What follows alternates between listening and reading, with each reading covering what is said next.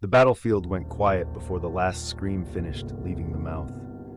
Weapons slipped from frozen hands. Blood stopped flowing. Every soldier, friend and enemy alike, felt the same pressure in their skulls, as if something vast had leaned close to listen. Karva, the war goddess, had given birth.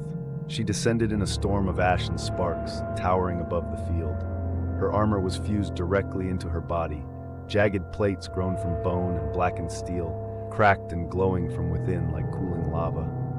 Her face was split by a permanent fracture from brow to jaw, and inside the split burned a single, furious eye that never blinked. From beneath her shadow, the children crawled out. They were small at first, wrongly shaped things dragging themselves across corpses. Their limbs bent at extra joints, fingers too long and clawed, scraping metal as they moved. Their skin was pale and stretched thin, pulsing faintly as if something inside was still being molded.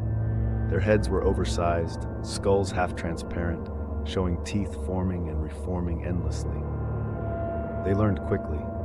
The children rose to their feet and began to mimic the soldiers, tilting heads, lifting weapons, making broken attempts at speech. When they attacked, they did not strike randomly. They targeted fear. One leapt onto a wounded man and pressed its forehead to his, absorbing his panic. Its body swelled, muscles knotting, bones thickening. It grew taller. The war ended by nightfall. No army could stand against enemies that grew stronger with terror itself. Cities surrendered without siege. Kings knelt. The world begged Karva to call her children back. She did not. "They are peace," she declared. "They ensure no war will ever rise again." But peace did not come. The children continued to grow. Within weeks, they towered over walls, their bodies now plated in hardened flesh that resembled armor. Faces split into multiple mouths, each one whispering battlefield memories.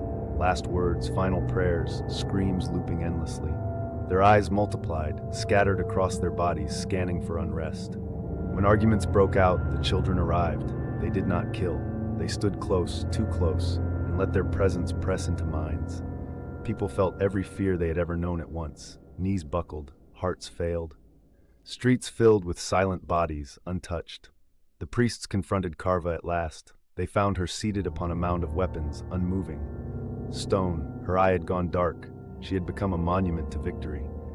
The children circled her statue endlessly, growing still, rooting themselves into the land like living fortresses. Even now they stand across the world, motionless giants, mouths faintly murmuring war stories to anyone who listens. Because Karva's children do not fight wars anymore. They remember them. And memory, they have learned, is enough to keep humanity terrified forever.